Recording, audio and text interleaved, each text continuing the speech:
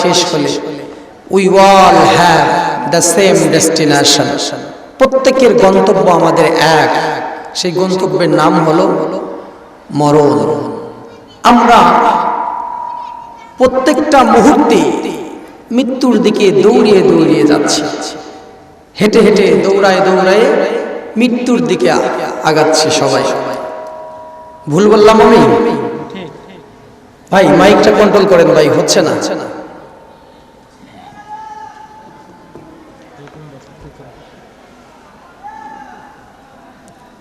এই মৃত্যুর দিকে যেতে যেতে আমাদের জীবনের যে ডিউরেশন, এটা শেষ হয়ে যাবে। কখন যাবে কেউ জানি না, কিন্তু সবার যে মৃত্যুবরণ করতে হবে এইটা আমাদের প্রত্যেকেরই জানা আছে, কেনা বলেন? এটা কিন্তু সবাই জানে, কিন্তু কখন যাব এইটা জানি না। এই জন্য প্রত্যেকটা মুহূর্তে মৃত্যুর জন্য প্রস্তুতি নিয়ে যে ব্যক্তি থাকবে, ওই ব্যক্তি হলো আল্লাহ তাআলার কোরআনের ভাষায় ওই ব্যক্তি সফল।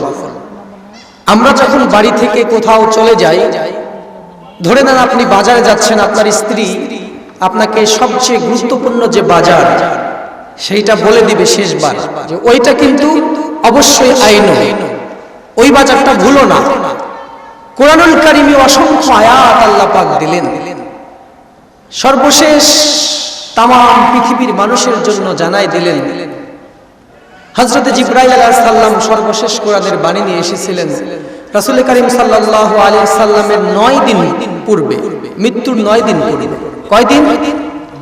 রাসূল সাল্লাল্লাহু আলাইহি সাল্লাম মারা যাবেন এর মাত্র 9 দিন আগে সর্বশেষ কোরআনের আয়াত যেটি নাজিল হয়েছিল, আল্লাহ পাক সেখানে বললেন, ওয়াত্তাকু ইয়াওমান তুরজাউন।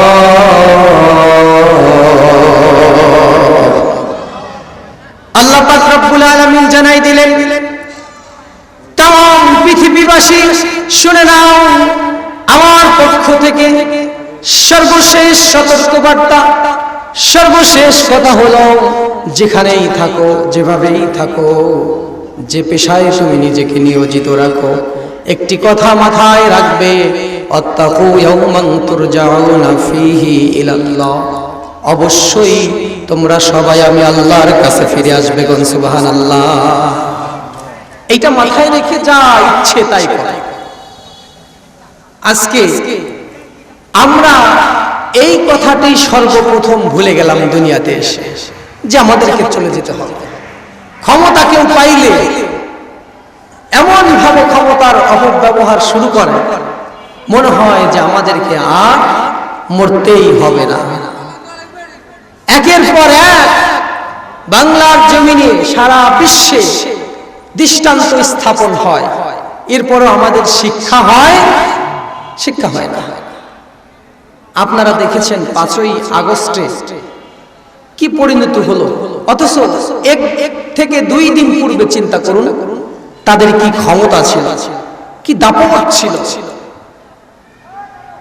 2 দিনের ব্যবধান, 1 দিনের ব্যবধান, কয়েক ঘন্টার ব্যবধান, সবগুলো বোরকা পরে পরে পালায় গেল।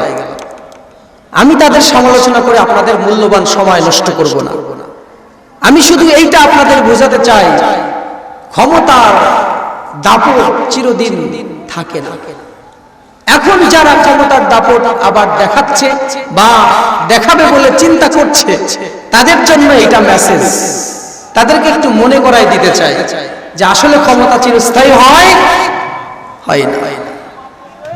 আমরা আজকে আপনাদের এই মাহফিলের পক্ষ থেকে, এখান থেকে আমরা বলতে চাই, যারা ভবিষ্যতে ক্ষমতা নিয়ে, ক্ষমতাকে মিডল পয়েন্টে রেখে সারা বাংলাদেশের মানুষের উপর রাজত্ব, কর্তৃত্ব চালাতে চায়, তাদের জন্য সতর্কবার্তা হলো, 5ই আগস্টে যেরকম হয়েছে বাংলার জমিনে, বাংলার রাস্তাঘাটে আর কোথাও ভবিষ্যতে এরকম মূর্তি যেন কেউ না করতে পারে, এইটা আমরা দেখে নেব, ঠিক কিনা? যারা করেছিল অতীতে, তাদের শিক্ষা হয়ে গেছে, তারা আশেপাশের দেশগুলোতে বোরখা পরে পরে পালায় গেছে। আপনারা যারা ক্ষমতাকে পুঁজি করে আমাদের উপর কর্তৃত্ব খাটাতে চান, আমরা আপনাদের গোলাম নই। আমরা গোলাম কার? আল্লাহর গোলাম, আমরা শাসন চাই সেটাও আল্লাহর, ঠিক কিনা? আমাদের গলায় শিকল বেঁধে আর কেউ আমাদের গোলাম বানিয়ে রাখতে পারবে না। আমরা সচেতন হয়ে গেছি, আল্লাহ আমাদের সচেতন করে দিয়েছে, আলহামদুলিল্লাহ। কিন্তু ভাইরা, বিজয় যখন আসে, আল্লাহ পাক রব্বুল আলামিন কোরআনুল কারীমের মধ্যে আয়াত নাজিল করলেন যে বিজয়ের পরে তোমরা কি করবে। এই যে 5ই আগস্টে বাংলাদেশ থেকে আওয়ামী লীগ বিতাড়িত হয়ে গেল, আমরা খুশি ঠেলায় চিত হয়ে পড়ছি, সবাই মনে করছে যে আমাদের সবচেয়ে বড় বিজয়। কিন্তু আল্লাহ দেখেন কি বললেন কোরআনে, আল্লাহ পাক রব্বুল আলামিন জানাই দিলেন, আওয়াইদু লাহুম মাসতাতা'তুম মিন কুওয়াতিন ওয়া মির রিবাতিল খাইল। যখন তোমাদের বিজয় হয়ে যায় কোন যুদ্ধক্ষেত্রে অথবা কোন বড় জিনিস যখন তোমরা অর্জন করে ফেলো, অর্জন করার পর ওই জিনিসটা ধরে রাখার জন্য পরবর্তীতে তোমরা বেশি করে শক্তি সঞ্চয় করো, কারণ যাদেরকে তোমরা পরাজিত করেছো তারা শক্তি জমায়া আবার তোমাদের সামনে চলে আসবে। বিজয়ের পরে কি করা লাগবে এটাও আল্লাহ তাআলা বলে দিয়েছেন। আজকে আমরা শুধুমাত্র কিছু কিছু মানুষ এরকম চিন্তা করি যে বাংলাদেশের যত ঝামেলা ছিল, বাংলাদেশের যত বিপদ ছিল চলে গেছে, কিন্তু আল্লাহ বললেন না, মাসতাতা'তুম মিন কুওয়া, শক্তি সঞ্চয় করো, যাদেরকে পরাজিত করেছো তারা আবার ফিরবে। কি বাংলার জমিনে আমরা যাদেরকে পরাজিত করেছি, ছাত্ররা যাদেরকে আন্দোলন করে বাংলার জমিন থেকে বিতাড়িত করেছে, তারা আবার আনসার লীগ, অমুক লীগ, তমুক লীগ হয়ে আসার চেষ্টা করেছে কিনা? চেষ্টা করেছে। আমরা যদি কোরআন পড়তাম আমরা আগে থেকে জানতে পারতাম যে না, তারা এগুলো করবে, এই জন্য আমরা ছেড়ে দিতাম না, তাদের প্রতিবাদ করতে পারো। আমি আপনাদেরকে যেটা বলবো, আলোচনা এলোমেলো হয়ে যায়, এরকম হলে আপনারা একটু খেয়াল করে শোনেন। আমি খুবই অল্প সময়ে গোছালো কিছু কথা বলবো, আল্লাহ যেন কবুল করে, আমরা সবাই পড়ে আমিন। আমার মূল কথা হলো, বিজয়ের পরে আনন্দের ঠেলায় চিত হয়ে পড়া যাবে না ভাই, এইটা হলো আল্লাহ তাআলার কথা। আপনি যে কোনো বিজয় অর্জন করেছেন, এরপরে ভবিষ্যতে আপনাকে সতর্ক থাকতে হবে। বাংলায় একটা কথা আছে, স্বাধীনতা অর্জন করার চেয়ে স্বাধীনতা রক্ষা করা, জানেন না এটা রক্ষা করা কঠিন। আল্লাহ এটা বললেন, ওয়াইদু লাহুম মাসতাতা'তুম মিন কুওয়া, তোমরা শক্তি সঞ্চয় করো, যাদের বিরুদ্ধে তোমাদের বিজয় হয়েছে তারা পরবর্তীতে এর চাইতে বেশি শক্তি নিয়ে তোমাদের সামনে আসবে। আমরা সচেতন থাকব। আমরা বাংলাদেশের সাধারণ মানুষ, আমরা আইন চাই কার? বিধান চাই কার? আমরা চাই বাংলার জমিনে শাসন হয়ে, বাংলার সংবিধান হয়ে এই কোরআন আমাদের সামনের দিনে নেতৃত্ব দিবে। কোরআনের আয়াত অনুযায়ী, কোরআনের নির্দেশনা অনুযায়ী আমাদের জীবন গড়ব। রাজি আছেন আপনারা? লিল্লাহি তাকবীর, নারায়ে তাকবীর। আল্লাহ যেন কোরআনকে বাংলাদেশের সংবিধান বানায়, আমরা সবাই পড়ি আমিন। আর আমাদেরকে দেখতে হবে, সচেতন হতে হবে, ভবিষ্যতে এমন কোন দল যেন ক্ষমতায় না আসে যারা একজন বানিয়েছিল স্বামীর অর্থাৎ বাবার মূর্তি রাস্তাঘাটে, আর কিছু মানুষ এসে বানাবে স্বামীর মূর্তি, বাবার মূর্তি। এইটা আমরা হতে দেব না, ঠিক কিনা? আমরা চাই কোরআনের আইন কায়েম হোক বাংলাদেশে। আমরা চাই আমাদের সন্তানগুলোকে সুদের অঙ্ক আর না পড়ায়া আমাদের সন্তানগুলোকে ইসলামী শিক্ষানীতি, ইসলামী নীতির মধ্যে দিয়ে গড়ে তুলুন। ছোট্টবেলায় তাদের ব্রেনের মধ্যে ইনস্টল করে দেওয়া হয় সুদের অঙ্ক। 100 টাকায় 10 টাকা সুদ হলে 1000 টাকায় কত টাকা সুদ, এই অঙ্কগুলো আমাদের বাচ্চাদেরকে পড়ানো হয়। এই শিক্ষা ব্যবস্থা যদি আপনি চেঞ্জ করতে চান, পরিবর্তন যদি করতে চান, তাহলে আপনাকে যেতে হবে সংসদে। মসজিদের মধ্যে তাসবিহ টিপে আপনার সন্তানের শিক্ষা কার্যক্রম, শিক্ষানীতি আপনি পরিবর্তন করতে পারবেন না। আপনাদের বগুড়া জেলায় শহরের প্রাণ কেন্দ্রে একটা পানির ট্যাঙ্ক বসানো আছে। এই পানির ট্যাঙ্ক থেকে সারা শহরে পানি সাপ্লাই হয়। আপনারা যদি বাড়ির মধ্যে থেকে শুধু আল্লাহ আল্লাহ করেন, আল্লাহ আমরা ভালো পরিষ্কার বিশুদ্ধ পানি পান করব, ওই ট্যাঙ্কির কাছে যা খবর না নিলে, ওই ট্যাঙ্কির মধ্যে যদি মরা গরু পড়ে থাকে, তাহলে আপনার বাড়িতে পচা পানি আসবে নাকি ভালো পানি আসবে? পচাই আসবে। এই জন্য আপনাকে ট্যাঙ্কির কাছে যেতে হবে। আজকে কিছু আলেম ওলামা, কিছু হুজুর আমাদের দেশে তারা বলে আমরা রাজনীতি করব না, আমরা মসজিদে তাসবিহ টিপব, আল্লাহ তাআলা আমাদেরকে মাফ করে দেবে। এত সহজ নয়। মোল্লা কো জো মিলা है मस्जिद में सजदे की इजाजत नालायक समझते हैं यही इस्लाम की आजादी है। মোল্লার শুধু মসজিদে নামাজ পড়ার অনুমতি পেয়ে সে মনে করে এটাই ইসলাম। যদি ডিসি সাহেব এলাকায় তাকে দাওয়াত দেয়, আনন্দের ঠেলায় চিত হয়ে পড়ে, এমন খুশি যে ডিসি সাহেব দাওয়াত দিচ্ছে, ওরে বাপ রে বাপ, খুশির ঠেলায় অস্থির। আরে মিয়া, ডিসি সাহেব তোমাকে দাওয়াত দিবে কেন? তুমি যে এলাকার ইমাম, ওই এলাকার ডিসি, ওই এলাকার এসপি, ওই এলাকার সকল মানুষের জন্য তুমি নিয়ম করে দিবে, তোমার নির্দেশনা অনুযায়ী এলাকার মানুষ তাদের দৈনন্দিন কর্ম করবে, ঠিক কিনা? কোরআন যদি সংবিধান হয় তাহলে এটাই হবে। এলাকার ইমাম, ইমাম মানে কি জানেন না? ইমাম শব্দের অর্থ হলো নেতা। আর তুমি ইমাম হয়েছে বড় মসজিদের, ডিসি সাহেব তোমাকে দাওয়াত দিয়েছে, খুশির ঠেলায় অস্থির। তুমি এলাকার ডিসি। কোরআনের আইন যদি বাস্তবায়ন হয় ভাইরা, এই সম্মান যার যার প্রাপ্য সম্মান সে আবার ফিরে পাবে। একজন হিন্দু শান্তিতে নিরাপত্তার সহিত সমাজে বাস করতে পারবে। একজন খ্রিস্টান সংখ্যালঘু বলে তার উপর অত্যাচার করা হবে না। পশু পাখি শান্তিতে বসবাস করতে পারবে, গাছের পাতা পর্যন্ত শান্তিতে থাকবে। ইসলামের মধ্যে বলা আছে বিনা কারণে গাছের পাতাটাও ছেঁড়া নিষেধ, ঠিক কিনা? তাহলে ইসলাম যদি ক্ষমতায় আসে, ইসলামী শাসন যদি কোনো দেশে কোনো সমাজে চালু হয়ে যায়, তাহলে ওই সমাজে গাছের পাতাগুলোও শান্তিতে থাকতে পারবে, ঠিক কিনা? আমরা এই জন্য কোরআনের আইন চাই, কারণ আমরা নিরাপদ ভাবে, শান্তশিষ্ট ভাবে আমাদের দৈনন্দিন জীবনের কাজকর্ম করতে চাই। আমরা ভালো থাকতে চাই। আমরা চাই আমরা গোলাম যার, আমরা ইবাদত করব তার, হুকুম মানব তার। চিল্লায়া বলেন তিনি কে? কিন্তু আমাদের এই অবস্থার পরিবর্তন হচ্ছে না। একের পর এক মানুষ ক্ষমতায় আসছে, আবার যাচ্ছে, কিন্তু আমরা যে অত্যাচারিতই রয়ে গেলাম। অন্যায় জুলুম অত্যাচার আসে সেই আগের মতো, সময়ের সাথে নাম বদলেছে শুধু স্বৈরাচারী শাসকগণ, ঠিক না? অন্যায় জুলুম অত্যাচার আসে সেই আগের মতো, সময়ের সাথে নাম বদলেছে শুধু স্বৈরাচারী শাসকগণ। এক সময় ফিরআউন, নমরুদ, তাদের নাম নিয়ে মানুষকে অত্যাচার করা হতো। এরপরে তাদের যুগ জামানা চলে গেল, পরবর্তীতে অন্য স্বৈরাচার আসলো। এরপরে আমাদের বাংলাদেশের কথাই বলুন, এক সময় ইরশাদ যখন ক্ষমতায় ছিল সে স্বৈরাচারী হয়েছিল, তার দল মানুষকে অত্যাচার করত এবং তার নাম নিত। এখন সে চলে যাওয়ার পরে বিভিন্ন সময় বিভিন্ন দল ক্ষমতায় এসেছে। সর্বশেষ আওয়ামী লীগ ছিল, আওয়ামী লীগের লোক বাংলাদেশের মানুষকে অত্যাচার করেছে। এনারা চলে যাবে, আরেক দল আসবে, তারা আমাদের উপর অত্যাচার শুরু করবে। অর্থাৎ আমরা অত্যাচারিত হয়েই যাচ্ছি, শুধু যারা অত্যাচার করছে তারা নাম পরিবর্তন করছে, ঠিক কিনা?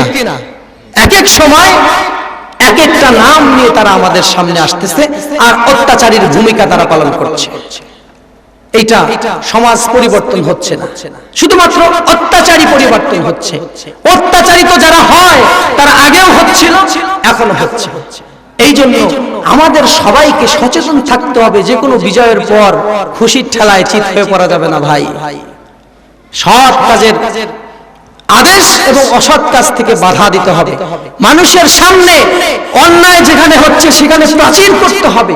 যদি আপনি তা না করেন, তাহলে একটা ছোট্ট দৃষ্টান্ত আপনাদেরকে দেই। একটা দোতলা বিশিষ্ট জাহাজ, এই জাহাজের উপর তলার মানুষগুলো বসে আছে, সেখানে পানির ব্যবস্থা, খাবার পানি। এই পানি নিচতলার মানুষগুলো পানি আনার জন্য উপরে যায়, উপর থেকে পানি নিয়ে তারপরে এসে তাদের খেতে হয়। নিচতলার মানুষেরা যদি চিন্তা করে আমরা জাহাজের তলা একটু ফুটা করে দিই, এখান থেকে পানি তুলে আমরা খাবো, নিচতলার মানুষ জাহাজের তলায় ফুটা যদি করতে চায়, উপর তলার মানুষ যদি বসে থাকে চুপ করে, তাহলে জাহাজ যখন তলায় যাবে তখন শুধু ডুববে কি নিচতলার মানুষ নাকি উপর তলার মানুষও ডুববে? কথা বুঝছেন তো মনে হয়। আপনি যদি বাধা না দেন অন্যায়ের, তাহলে আপনার পাশে যে অন্যায় করছে ওই ব্যক্তির অন্যায় আপনিও ডুবে যাবেন। আল্লাহ পাক রব্বুল আলামিন জানাই দিলেন এখানে, তোমরা যারা অত্যাচারিত হচ্ছ, তোমাদের সামনে অন্যায় যদি করা হয়, যখন শাস্তি আসবে শুধুমাত্র যারা অন্যায় করছে তাদের উপরে শাস্তি আসবে না, যারা চোখ বুজে অন্যায় সহ্য করছে তাদের উপরেও শাস্তি চলে আসবে। ওয়াত্তাকু ফিতনাতাল লা তুসিবান্নাল্লাযীনা যালামু মিনকুম খাসসা। আল্লাহ পাক জানাই দিলেন, ভয় করো, এমন সব আযাব থেকে ভয় করো যে আযাব শুধুমাত্র যারা অন্যায় করে তাদের উপরে আসে না। ফিতনাতাল লা তুসিবান্নাল্লাযীনা যালামু, এই আযাবটা যখন আসে শুধুমাত্র যারা অন্যায় করে তাদের উপরে শাস্তি আসে না, যারা চোখ বুজে অন্যায়কে মেনে নেয়, অন্যায়কে সহ্য করে, যখন শাস্তি আসে যারা অন্যায় করে তাদের উপরেও আসে, যারা অন্যায় সহ্য করে তাদের উপরেও আসে। আমরা শুধুমাত্র এইটা চিন্তা করে বাঁচবো না যে আল্লাহ ওরা অন্যায় করছে, আমরা তো কিছু করি নাই, আমাদেরকে মাফ করে দাও। এরকম তার দৃষ্টান্ত অতীতে কোনোদিন আপনারা দেখেন নাই। কোরআনুল কারীম ঘাটুন, কোরআনের মধ্যে কিছু দৃষ্টান্ত আল্লাহ পাক রব্বুল আলামিন দিবেন, এই দৃষ্টান্ত থেকে শিক্ষা গ্রহণ করুন। বনি ইসরাইলের সময় ৭০,০০০ বনি ইসরাইলকে আল্লাহ তাআলা বানর বানায় দিয়েছিলেন, কিন্তু এই ৭০,০০০ মানুষ অপরাধী ছিল না। ৭০,০০০ মানুষ অপরাধ করে নাই, তাহলে বানর বানায় দিলেন কেন? আল্লাহ পাক রব্বুল আলামিন জানাই দিলেন, ওয়ালাকাদ আলিমতুমুল্লাযীনা আ'তাদাউ মিনকুম ফিস সাবতি ফাকুলনা লাহুম কুনু কিরাদাতান খাসিঈন। আল্লাহ পাক জানাই দিলেন, ওই সময়ের কথা স্মরণ করো যেই সময়ে বনি ইসরাইলদের মধ্য থেকে ৭০,০০০ বনি ইসরাইলকে আমি আল্লাহ রাব্বুল আলামিন বানর বানাই দিয়েছিলাম। কথাটা কোরআনুল কারীমের সূরাতুল বাকারার মধ্যে আছে। ৭০,০০০ বনি ইসরাইলকে বানর বানাই দিয়েছিলাম, কিন্তু ৭০,০০০ মানুষ সেদিন অপরাধ করেছিল না। অপরাধ করেছিল এক দল, আর এক দল চোখ বুজে সহ্য করেছিল। তাদের অপরাধটা ছিল এরকম, আল্লাহ পাক বললেন শনিবারে তোমরা মাছ ধরো না। হযরত দাউদ আলাইহিস সালামের সময়কার কথা এটা। শনিবারে মাছ ধরা নিষেধ করলেন আল্লাহ। শনিবারে মাছ ধরা যাবে না, মাছ খাওয়া যাবে না। এখন বনি ইসরাইলের মধ্যে থেকে কিছু চালাক ব্যক্তি, কি ব্যক্তি জোরে বলেন, আপনারা আমার সাথে কথা বলবেন। বনি ইসরাইলের মধ্যে থেকে কিছু চালাক ব্যক্তি, তারা বললেন আল্লাহ যেহেতু শনিবারে মাছ খেতে নিষেধ করেছেন, মাছ ধরতে নিষেধ করেছেন, শনিবারে মাছগুলো যখন ডাঙায় আসবে আমরা বাধা দিয়ে রাখবো, ওইটা রবিবারে ধরে ধরে খাবো। আল্লাহ বললেন শনিবারে যে মাছগুলো উপর দিকে আসবে এগুলো ধরা যাবে না। ওনারা আল্লাহর সাথে চালাকি করলেন। তারা শনিবারে মাছ যখন কিনারায় আসলো, মাছগুলো বাধা দিয়ে আটকায় রাখলো। বাধা বোঝেন তো, বাঁধ, এইটা দিয়ে মাছ আটকায় রাখলো। পরের দিন সকালবেলা রবিবারে মাছ ধরে জন্মের খাওয়া তারা খাইল। এখন এই কাজ যে করলো, কিছু মানুষ বুঝতে পারলো যে তারা অন্যায় করছে, এই জন্য তারা ওই মানুষগুলোকে বাধাও দিল না, আবার ওই অন্যায়ের সাথে জড়িতও হলো না। তারা চুপ করে থাকলো, সেফ এক্সিট, তারা একদম নিউট্রাল থাকলো। আর কিছু মানুষ তাদের এই অপকর্মের বাধা দিল, বললো যে আল্লাহ বলছে শনিবারে মাছ খাওয়া নিষেধ, তোমরা শনিবারে মাছ আটকায় রাখতেছো, রবিবারে খাচ্ছ, একই তো হলো, আল্লাহর সাথে চালাকি করো। এরকম কিছু প্রতিবাদ কিছু লোক করলো। এখন গ্রুপ হলো তিনটা। কয়টা? এক গ্রুপ মাছ খাইলো, আর এক গ্রুপ বাধা দিল, আর এক গ্রুপ খাইলো না, বাধাও দিল না।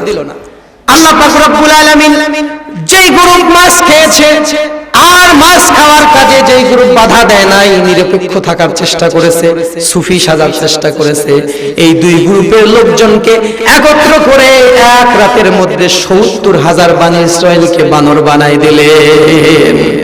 ওয়ালাকাদ আলিমতুমুল্লাযীনা اعتدوا منكم في السبت فقلنا لهم كونوا قردة خاسئين।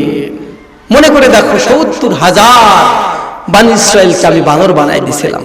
তাহলে নিরপেক্ষ যারা থাকতে চাইবে, যারা চাইবে আমরা চুপ করে থাকবো, অন্যায় হচ্ছে হয়ে যাক, আমরা কিছুই বলবো না, তাদের জন্য ঝামেলা আছে না নাই? তাদের জন্য ঝামেলা আছে। কিসসা কাহিনী গল্প বলে রাত আমি পার করি না। আপনাদের এলাকায় আজকেই নতুন এসেছি, কিছু কথা আপনাদেরকে বলবো, আপনাদের জীবনে যেন উপকার হয়, আপনাদের যেন বাস্তব জীবনের সাথে মিলে যায় এবং আপনারা যেন ভবিষ্যতে উপকৃত হতে পারেন, এমন কিছু কথা বলার চেষ্টা করব। ছোট্ট একটা শিক্ষামূলক দৃষ্টান্ত আপনাদেরকে দিব। হযরতে লূত আলাইহিস সালামের সময় সারা জমিনের মানুষ পাপ করা শুরু করে দিল। এত জঘন্যতম অপরাধ শুরু হয়ে গেল। আল্লাহ পাক রব্বুল আলামিন বললেন ফেরেশতাদেরকে, জমিনটা তোমরা উল্টায় দাও, জমিনটা উল্টায়া সমস্ত মানুষগুলোকে শেষ করে দাও। আল্লাহ পাকের ফেরেশতারা জমিনে আসলেন, জমিনটা উল্টায়া দিবে। এই সময় আল্লাহ পাক রব্বুল আলামিন ফেরেশতাকে অর্ডার করেছেন, ফেরেশতা সেই অর্ডার মতো জমিনটাকে উল্টাতে যাচ্ছেন। দেখতে পেলেন একজন ব্যক্তি ইবাদত বন্দিগিতে লিপ্ত আছে। গত ৩০ বছর হলো সে আল্লাহর ইবাদত করছে। ৩০ বছরের মধ্যে কারো সাথে সে কোনো ঝামেলা করে নাই, কোনো অন্যায় করে নাই, কোনো মিথ্যা বলে নাই, কোনো মানুষের সাথে কোনো ফিতনায় জড়ায় নাই। ৩০ বছর একটানা আল্লাহ পাকের ইবাদত করছে। এমন মানুষকে যায় নামাজরত অবস্থায় দেখে ফেরেশতারা আল্লাহর কাছে বলল, আল্লাহ এই ব্যক্তির এখন কি করব? আল্লাহ বলছে জমিনটা উল্টাই দিতে, তাহলে এই লোকের কি করব? ফেরেশতারা আল্লাহকে বলতেছে যে ইনি তো ৩০ বছর আপনার ইবাদত করে, কোনো ঝামেলার সাথে নাই, সব সময় আপনার ইবাদত বন্দিগিতে লিপ্ত আছে, তাহলে এনার কি করব? আল্লাহ পাক রব্বুল আলামিন ফেরেশতাদেরকে জানাই দিলেন, ওই ব্যক্তি সহ ওই জমিনটাকে উল্টাই দাও। কারণ সারা সমাজের মানুষ যখন অন্যায়ের সাথে লিপ্ত আছে, ওই ব্যক্তি একা একা তাসবিহ টিপছে, একা একা জান্নাতে যাওয়ার চেষ্টা করছে, অন্যায় কাজের ওই ব্যক্তি কোনো বাধা দেয় না। ওয়াত্তাকু ফিতনাতাল লা তুসিবান্নাল্লাযীনা যালামু মিনকুম খাসসা। আল্লাহ পাক বললেন, ভয় করো ওই আযাব থেকে, যে আযাব যখন আসে শুধুমাত্র যারা অন্যায় করে তাদের উপরে আসে না। ওই লোক তাসবিহ টিপে টিপে বাঁচতে পারবে না, কারণ অন্যায়ের প্রতিবাদ সে করে নাই, ঠিক কি না? আপনি যদি চুপ হয়ে থাকেন অন্যায় দেখে, আপনার ব্যাপারে কথা হলো শাইতানুন আখরাজ, মানে বোবা শয়তান। কি শয়তান? জোরে বলেন না। আপনি জানেন সত্য কিন্তু বলেন না, সমাজে অন্যায় হচ্ছে বাধা দেন না, তাহলে আপনি হলেন বোবা শয়তান। আপনি বোবা শয়তান হয়ে জান্নাতে যেতে পারবেন না, যত বড় বুজুর্গই আপনি হন না কেন। যদি এতটাই সহজ হতো, আল্লাহ রাসূল সাল্লাল্লাহু আলাইহি সাল্লামের সাহাবারা জীবন দেওয়ার জন্য অন্যায়ের সামনে বাধা হয়ে দাঁড়াতেন না। যেই সময় মুসলমান দেখলেই মানুষ পিটায় পিটায় মারত, ওই সময় আল্লাহর রাসূলের সাহাবীরা জীবন দেওয়ার জন্য সামনে গিয়ে দাঁড়াইছেন। মৃত্যুকে ভয় করে নাই, তারা কষ্ট করেছে, নির্যাতিত হয়েছে, তারপরেও তারা বিধান বাস্তবায়ন করেছে কার? আল্লাহ পাক রব্বুল আলামিন জানাই দিয়েছেন, ওমান আহসানু কাওলাম মিম্মান দাআ ইলাল্লাহি ওয়া আমিলা সালিহান ওয়া ক্বালা ইন্নানি মিনাল মুসলিমিন। ওর চাইতে উত্তম কথা, ওর চাইতে ভালো কথা আর কার হতে পারে, যে নাকি মানুষকে মিম্মান দাআ ইলাল্লাহ,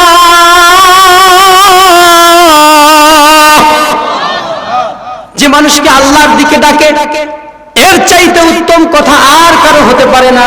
তোমরা সবাই ওই ব্যক্তির কথা শোনো, যে ব্যক্তি মিম্মান দাআ ইলাল্লাহ, আল্লাহর দিকে মানুষকে ডাকে।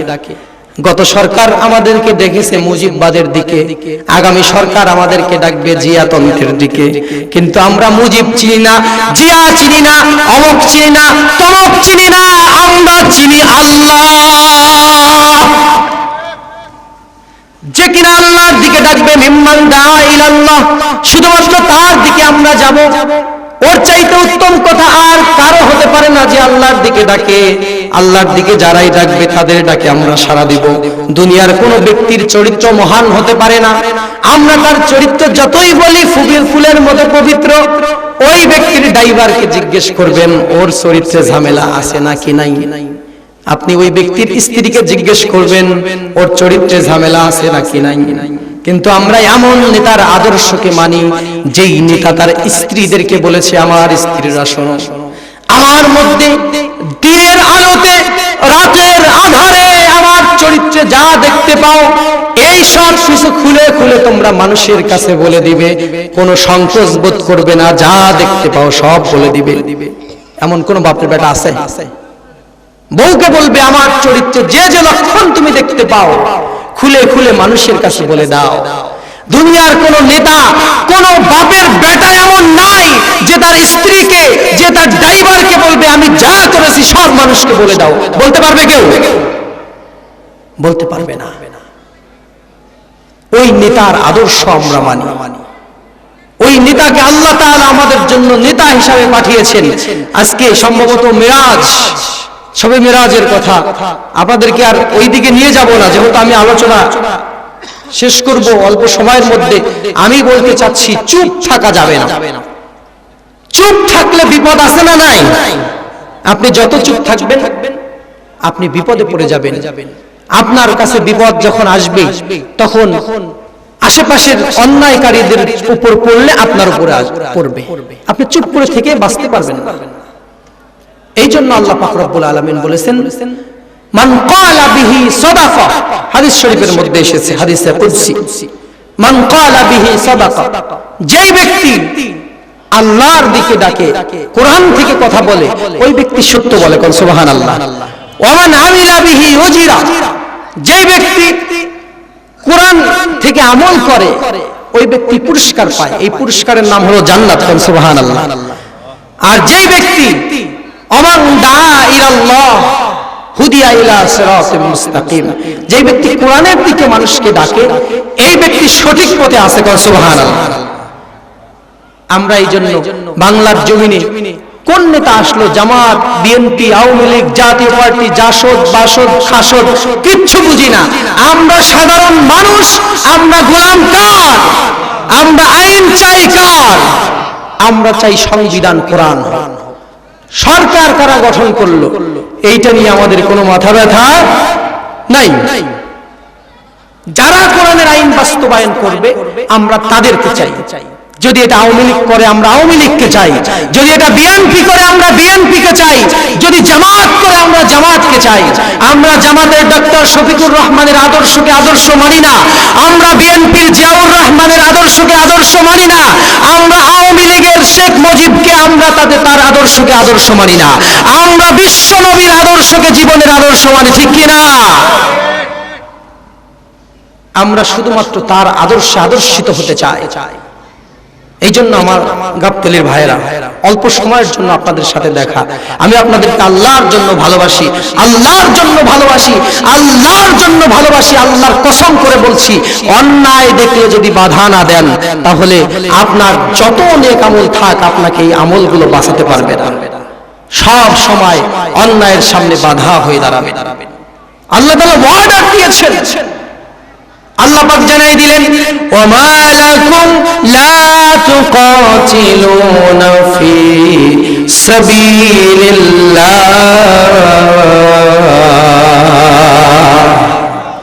আল্লাহ জানাই দিলেন কি হলো তোমাদের, কি অসুখ তোমাদের হয়ে গেল, এমন চরিত্র তোমাদের কেন হলো?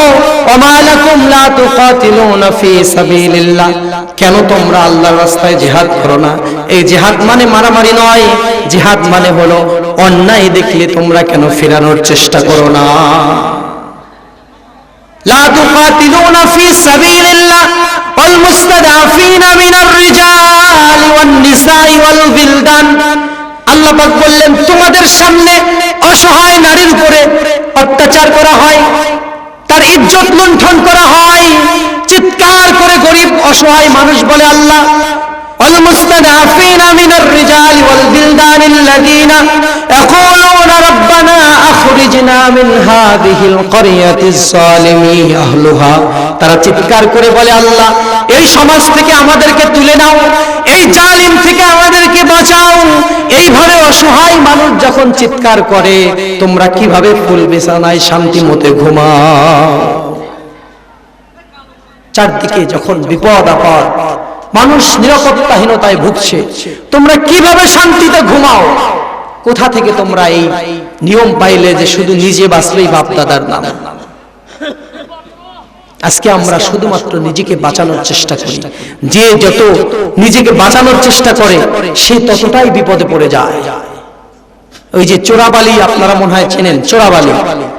চোরাবালির মধ্যে যদি কেউ পড়ে যায়, যে যত বেশি নড়াচড়া করবে, সে তত বেশি দেবে যাবে। যারা যত সুফি সাজবে, শুধুমাত্র মসজিদের মধ্যে ইসলাম কায়েম করতে চাইবে, তারা বেশি বিপদে আসে। আসলে তারা বুঝতে পারে না। আল্লাহ আমাদের সব ভাইকে বোঝার তৌফিক দান করুক, আমরা সবাই বলি আমিন। একা একা যদি জান্নাতে যাওয়া যেত, একা একা যদি বাঁচা যেত, সাহাবীরা কোন পাগলে তাদের ধরছিলেন যে তারা এইভাবে জীবন দিয়েছে? যখন বলা মুশকিল ছিল আমি মুসলমান, এখন গাবতলী শহরে, বগুড়া শহরে গিয়ে আপনি যে দাড়ি টুপি জুব বানিয়ে ঘোরেন, আপনার কোনো সমস্যা হয়? বরঞ্চ আপনাকে মানুষ সম্মান দেয়, সালাম দেয়। এমন সময় ছিল বলা যেত না যে আমি মুসলমান। মার শুরু হয়ে যেত, অত্যাচার শুরু হয়ে যেত, মুসলমান পাইলেই মারত।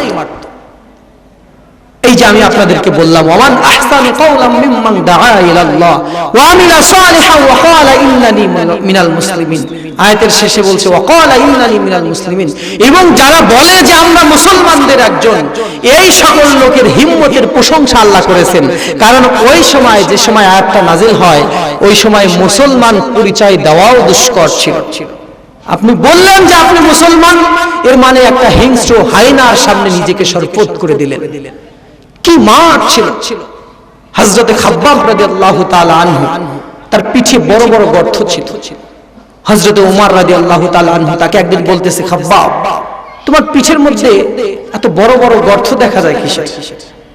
হযরতে খাব্বাব রাদিয়াল্লাহু তাআলা আনহু বললেন, ওমর, তুমি কি জানো না, যখন ইসলাম কবুল করেছিলাম, আমার পরিচয় যখন পেয়ে গেল কাফের বেঈমানেরা, আমাকে চিৎ করে শোয়া আগুনের আংটার উপরে শোয়াই দিত, এরপরে বুকের উপরে পাথর চাপাই দিত। আমার শরীরের রক্ত আর চর্বিগুলো গলে গলে আগুন যতক্ষণ নিভে না যেত, ততক্ষণ আমার ওই আগুনের আংটার উপরে শোয়া লাগতো। যখন আগুনগুলো রক্ত আর চর্বি দিয়ে নিভে যেত, ওই আগুনের কয়লাগুলো আমার শরীরের মধ্যে ঢুকে গেছে। এই জন্য আমার পিঠের মধ্যে যে গর্ত হয়েছিল, আজও পর্যন্ত সেই গর্ত যায় না। এরকম অত্যাচার করা হয়েছে। তারপরেও তারা বলছে ওয়াকালা ইন্নানি মিনাল মুসলিমিন, আমরা মুসলমানদের একজন। আজকে ফস কইলে আমরা ভয় পেয়ে দৌড়াই। অন্যায়ের বাধা দিতে গেলে এরকম বিপদ আমাদের সামনে আসবে, কিন্তু ভয় পাওয়া যাবে না। ভয় করব কাকে? সব সময় ভয় করব কাকে? আল্লাহকে ছাড়া অন্য কাউকে ভয় করলেন আল্লাহর ওয়াহদানিয়তের সাথে, আল্লাহর শক্তির সাথে আপনি শিরক করে ফেললেন। আপনাকে কেউ মারতে পারে না যতক্ষণ পর্যন্ত আপনার মৃত্যু না আসবে।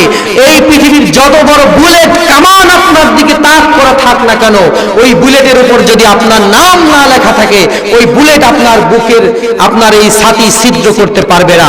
এটা হলো ঈমানের শক্তি। এই শক্তি যাদের নাই, তারা ভয় পায়, তারাই শুধু মসজিদে ইসলাম কায়েম করতে চায়, তারা রাজপথে আসতে চায় না। ঠিক কিনা? কিন্তু আমরা এই ভয় পাই না, আমরা এটা বিশ্বাস করি আল্লাহ চাইলে আমাদের ভালো করতে পারেন, আল্লাহ চাইলে আমাদের খারাপ করতে পারেন। সারা পৃথিবীর মানুষ যদি আমাকে বাঁচানোর চেষ্টা করে, আল্লাহ যদি আমার হায়াত শেষ করে ফেলে, আমি আর বাঁচবো? বাঁচবো না। এই জন্য সব সময় ভয় না করে আল্লাহ পাক রব্বুল আলামিনের যে আদেশ, অন্যায়ের সামনে প্রাচীর হয়ে দাঁড়াতে হবে। অন্যায় দেখলেই বাধা দিতে হবে। যদি এইভাবে বাধা দিতে দিতে আমাদের সামনে হুমকি আসে, মৃত্যুর ভয় আসে, বুলেটের ভয় আসে, তারপরে আমাদের বাড়িঘর জ্বালাই দেওয়ার ভয় আসে, হুমকি আসে, ফাঁসির ভয় আসে, এরপরেও আমাদের পিছু পা হওয়া যাবে না।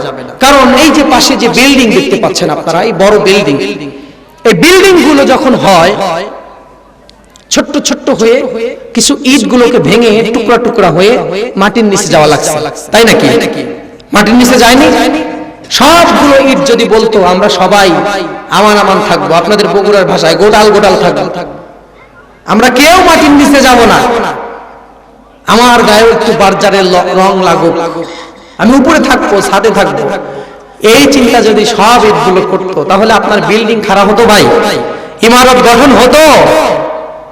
এই ইটগুলো যেমন ছোট্ট ছোট্ট ইট ভেঙে গুঁড়া হয়ে খোয়া হয়ে অসংখ্য হাজার হাজার সহস্র ইটকে মাটির নিচে যেতে হয়েছে, এরপরে বিল্ডিং এর ইমারত গঠন হয়েছে।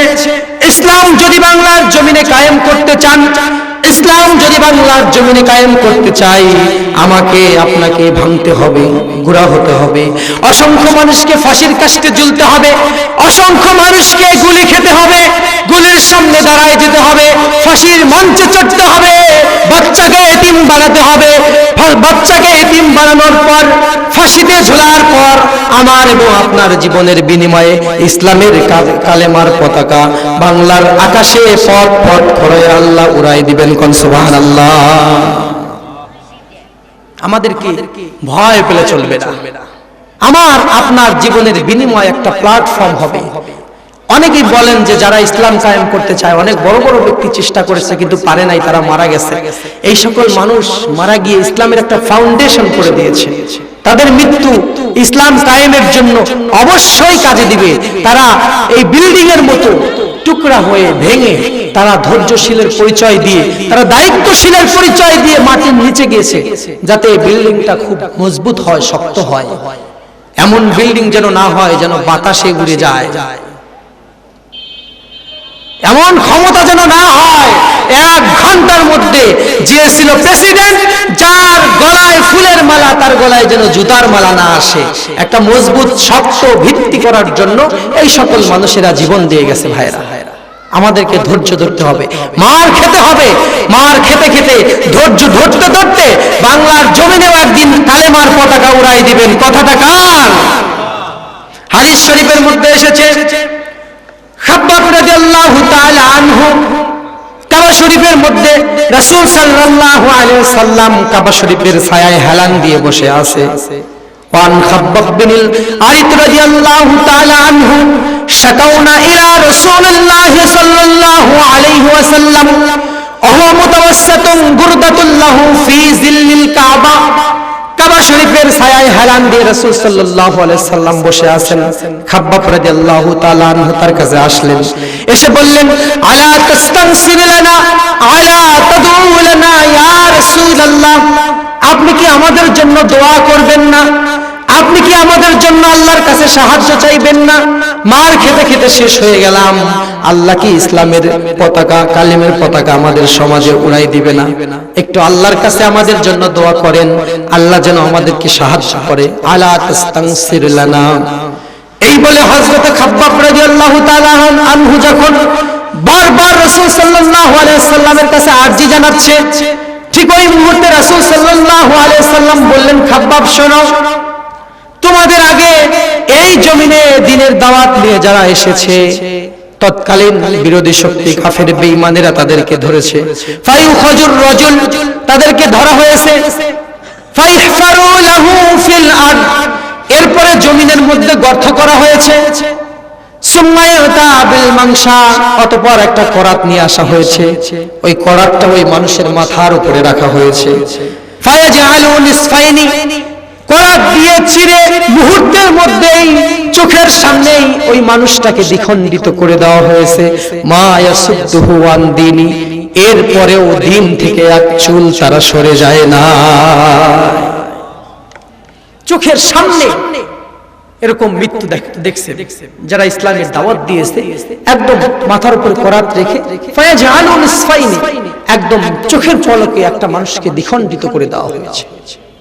আবার 2টা উটের পায়ের সাথে মানুষের 2টা পা দড়ি লাগায় 2 দিকে বেঁধে 2 দিকে তাড়ায় দিছে। দুইটা উট দুই দিকে দৌড় দিয়েছে, সাথে সাথে একজন মানুষ চিরে দ্বিখণ্ডিত হয়ে গেছে। এই স্যাক্রিফাইস করার পর, এত অত্যাচার সহ্য করার পর আল্লাহ তাআলা রাসূলের সমাজটাকে শ্রেষ্ঠ সমাজ বানিয়েছিলেন কি না? তার সমাজকে শ্রেষ্ঠ সমাজ হিসাবে আল্লাহ তাআলা প্রতিষ্ঠিত করে দিয়েছিলেন। আজকে আমরা যারা ভয় পাই যে সারা দেশে শুধু দেখা যায় ওরাই তো বেশি, ওরাই তো বেশি, কিন্তু আমরা আসলে এইটা জানি না যে ওদেরকে দেখতে বেশি মনে হলেও ওদের ক্ষমতা আসলে বেশি নয়। ওরা শুধু মোশান দেখায়, মোশান পর্যন্ত মনে হচ্ছে যে ওরা বেশি, বাতিল কাফের বেঈমানের গোষ্ঠী এরা মনে হয় বেশি, কিন্তু আসলে মনে হবে সব জায়গায় ওরা। কিন্তু আল্লাহ পাক রব্বুল আলামিন বললেন, আশ-শাইতানু ইয়াইদুকুমুল ফাকরা ওয়া ইয়া'মুরুকুম বিল ফাহশা। শয়তান তোমাদেরকে ভয় দেখায়। এই ভয়টা কিসের ভয়? এই ভয়টা হলো ক্ষুধার ভয়, দারিদ্রতার ভয়, নিরাপত্তাহীনতার ভয়। কিন্তু আসলে তোমরা ওদের হুঙ্কারে ভয় পেও না, শক্তি তোমাদের কাছে ওদের চাইতেও বেশি আছে। এই যে বর্তমান সময়ে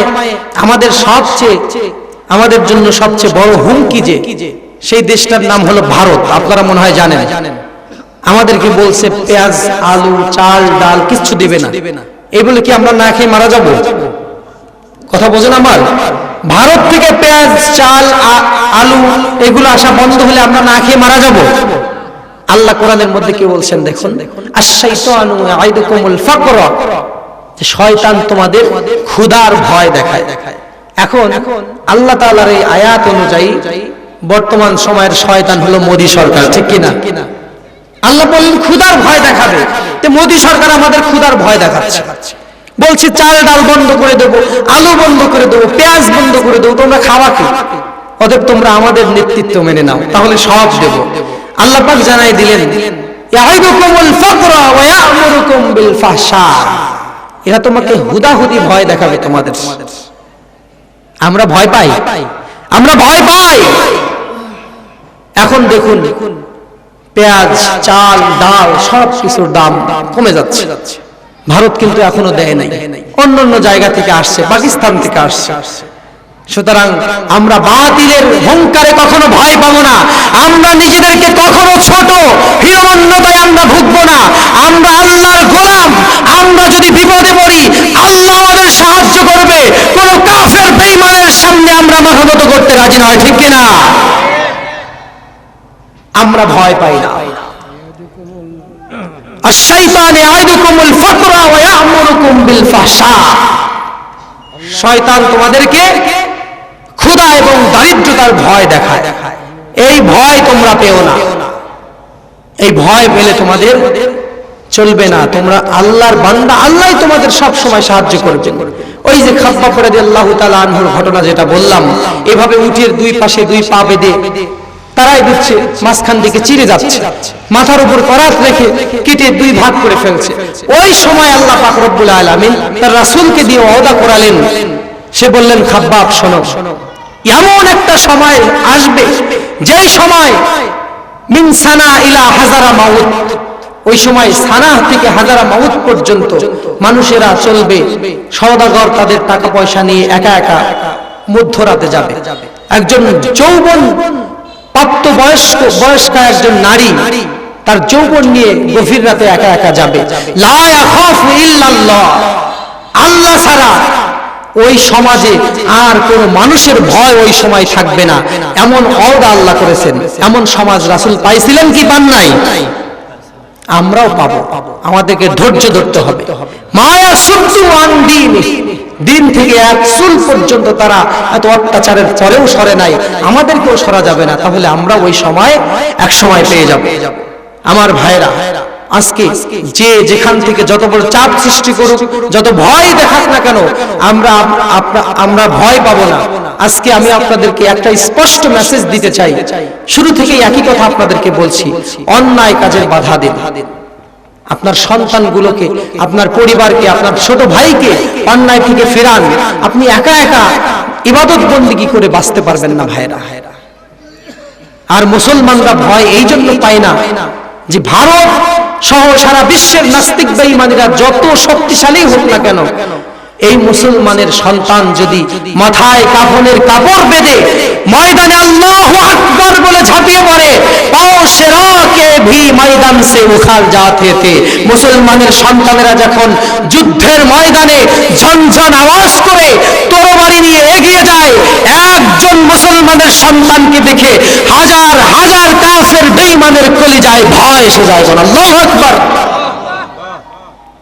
আজকে আমরা একজন হলেও 10 জনের বিপক্ষে আমাদেরকে আল্লাহ বিজয় দিয়ে দিবেন, এরকম অতীতে আল্লাহ তাআলা ঘটিয়েছেন মুসলমানদের সাথে। কম সংখ্যক মুসলমান অধিক সংখ্যক মুসলমানের সামনে তারা বিজয় পেয়েছে। আমরা চেষ্টা করব আমাদের ঈমানি যে শক্তি এইটাকে কাজে লাগানোর জন্য। এখন বলতে পারেন যে হুজুর, আমি আন্দাজে আপনাদেরকে সাহস দিচ্ছি, ভারত হলো কত 20 কোটি মনে হয় নাকি জনগণ, কত কোটি ভারতে? 120 কোটি। 120 কোটি। আর আমরা শুধু 20 কোটিও নয়, আপনি ভারতের সাথে আমরা কিভাবে টিকবো এটা বলতে পারেন? এইটাতে আমি আপনাদেরকে একটা কথা বলবো, সেটা হলো আমরা জানি যে যদি আমরা দেশের জন্য জীবন দেই, ইসলামী রাষ্ট্র রক্ষার জন্য যদি আমরা জীবন দেই, তাহলে আমরা সরাসরি আল্লাহর জান্নাতে যেতে পারবো। সুবহানাল্লাহ। কিন্তু ভারতের 120 কোটি থাকলেও এরা হলো গরুর পেশাব খাওয়া হিন্দু। এরা ওদের ধর্ম সম্পর্কে খুব একটা জানে না। আমি আপনাদেরকে একটা কথা বলবো, আশ্চর্যজনক সত্য কথা। 100 জন হিন্দুকে এক জায়গায় করবেন, 100 জন মুসলমানকে এক জায়গায় করবেন।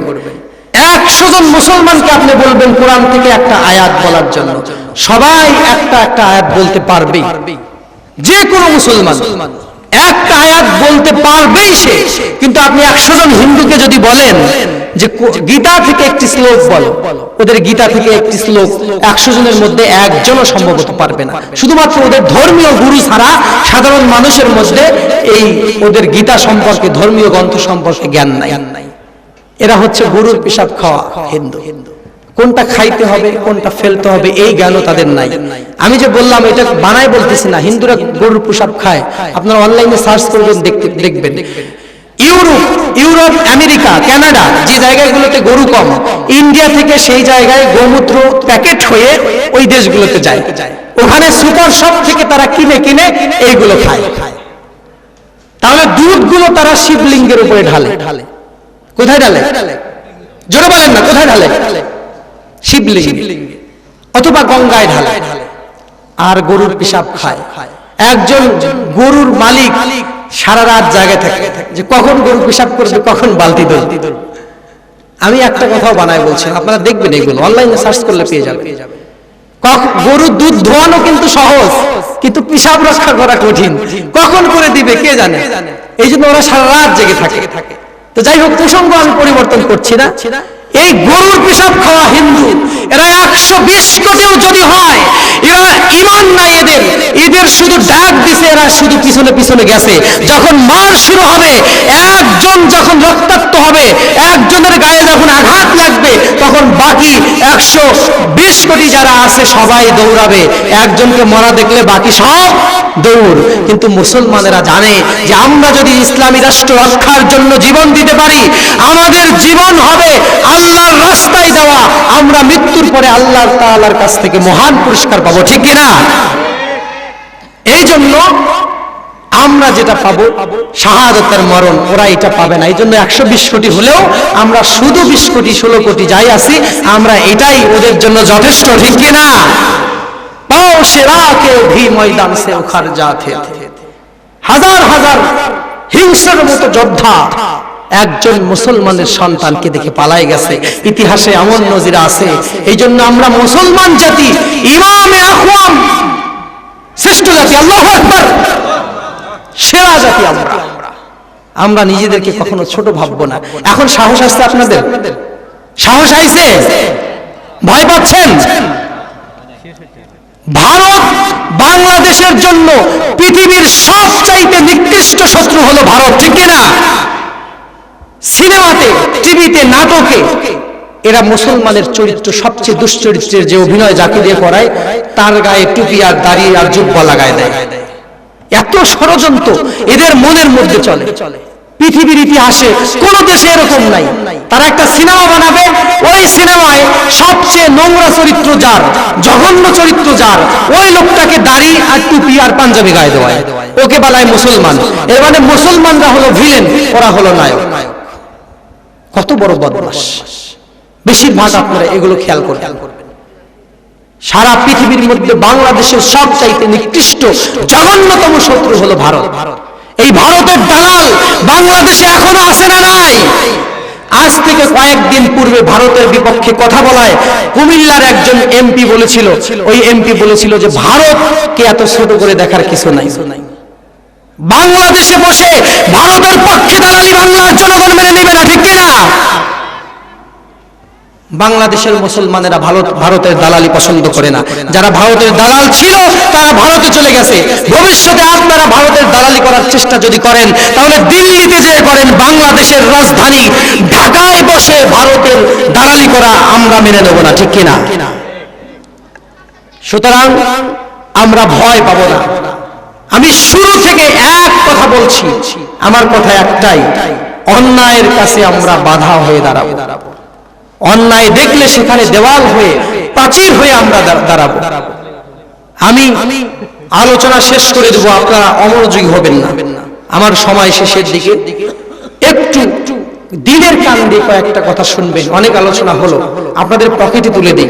সফল যদি হতে চান তাহলে আপনাকে অন্যায় কাজে বাধা দিতে হবে। অন্যায় দেখলে সেখান থেকে আপনার পরিবার, আত্মীয় স্বজন, আপনার ভাই, আপনার সমাজের লোক, তাদেরকে ফিরাই নিয়ে আসতে হবে। একা একা জান্নাতে যাওয়া যাবে, এই চিন্তা যারা করবেন তারা ঠকবেন। ইতিহাসে এরকম অনেক নজির আছে, ইতিহাস বলবো না। আপনি আপনার সন্তান থেকে শুরু করুন সচেতন করা।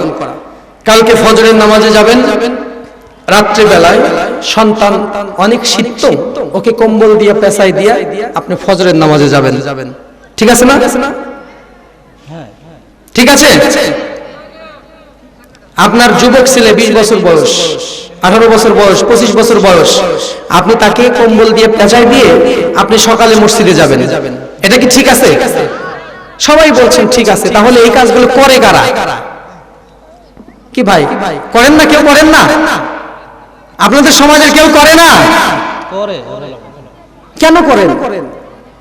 আপনার সন্তানকে কম্বল দিয়ে পেঁচায়া খাটের মধ্যে শোয়াই দিয়ে আপনি যখন ফজরের সালাতে গেলেন, এটা আপনার সন্তানকে জাহান্নামের গর্তের মধ্যে ঢুকাই দিয়া দরজা বন্ধ করে দেওয়ার সমান। জাহান্নামের গর্তের মধ্যে আপনার সন্তানটাকে ফেলে দিয়ে ওই গর্তের মুখ বন্ধ করে দিয়ে আপনি চলে আসলেন, এইটা আর কম্বল দিয়ে পেঁচায়া আপনি নামাজে গেলেন, এইটা সমান। আপনি আসলে বুঝতে পারতেছেন না। আপনার ওই নামাজ আপনাকে জান্নাতে নিতে পারবে না। আল্লাহর কসম করে বলছি, ইয়াকিনান আলাল্লাহ, আপনার নামাজ আপনাকে বাঁচাতে পারবে না যদি আপনার সন্তানের সাথে আপনি আচরণ করেন। আপনি অন্যায়ের বাধা দিবেন, অন্যায় থেকে মানুষকে ফেরাবেন, সর্বপ্রথম আপনার সন্তানকে দিয়ে শুরু করেন। এই সন্তান কিয়ামতের দিন আপনি যখন জান্নাতে যাচ্ছেন, জান্নাতের দরজায়, ওই সময় সন্তান আপনার সামনে দাঁড়ায় যাবে। আল্লাহ তাআলা কোরআনের মধ্যে বললেন, রব্বানা আরিনাল্লাযীনা আদাল্লানা মিনাল জিন্নি ওয়াল ইনস। আল্লাহ পাক জানাই দিলেন, তোমার সন্তানটা কিয়ামতের দিন জান্নাতে যখন তুমি যাবে, তোমাকে ডাক দিবে, আমার কাছে ফরিয়াদ করে জানাবে, রব্বানা আরিনাল্লাযীনা আদাল্লানা মিনাল জিন্নি। আল্লাহ ওই সকল মানুষদেরকে দেখায় দেন যারা কিনা আমাদেরকে গোমরাহি করেছে, অন্যায় কাজ থেকে ফিরায় নাই, ভালো কাজের দাওয়াত আমাদেরকে দেয় নাই। যে সন্তানের জন্য জীবন শেষ করে ফেললেন, আপনি যুবক, আপনার স্ত্রী। আমিন। আমি আলোচনা শেষ করছি, সবাই সৎ কাজের সাথে থাকবেন, অন্যায় দেখলে বাধা দিবেন। যে আলোচনা আমি শুরু থেকে একই আলোচনা করলাম। আর সব সময় ভয় করবেন আল্লাহকে। বাতিল যত বড় শক্তিশালী হোক, সব সময় আল্লাহর ভয় থাকলে বাতিল কি আপনার কাছে তুচ্ছ, সামান্য মনে হবে।